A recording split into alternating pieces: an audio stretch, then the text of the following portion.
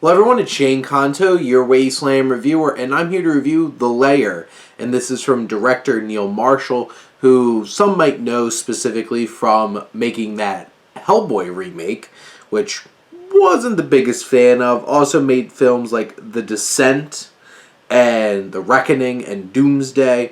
And this film focuses on an RAF pilot, Kate Sinclair, who's shot down in Afghanistan and winds up teaming up with a group of soldiers and finds refuge in this abandoned underground bunker, but it's full of human-made, biological, disgusting and disturbing and violent and destructive creatures, which I think the highlight of this film are those creatures and the craziness that ensues from them.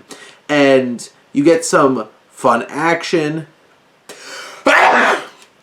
You get fun action, you get some engaging horrors and thrills along the way. There's some pretty interesting special effects and designs of these creatures as well that work to build tension and deliver some scares, and I think those elements work about this film. I do feel like this film is a little over long, despite the fact that it's like an hour and 37 minutes. I didn't feel invested in any of these characters, really. Even though, like, Charlotte Kirk's at the center here playing Sinclair. And I think she's alright. She's popped up in other things recently, like The Reckoning. But,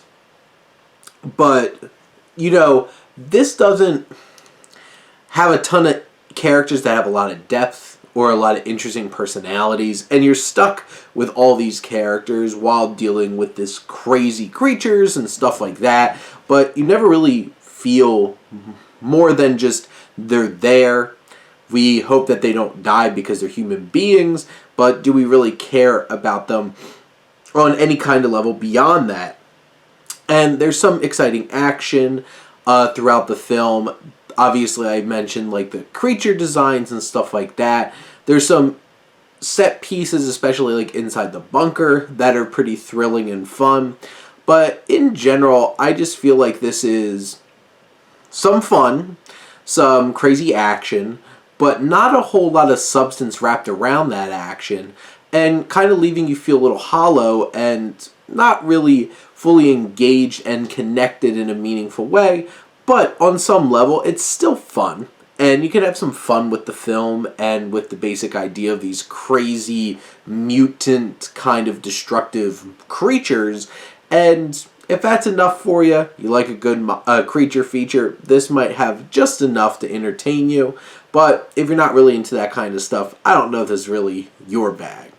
But those are my thoughts on The Lair. Let me know what you think, and let's talk some movies.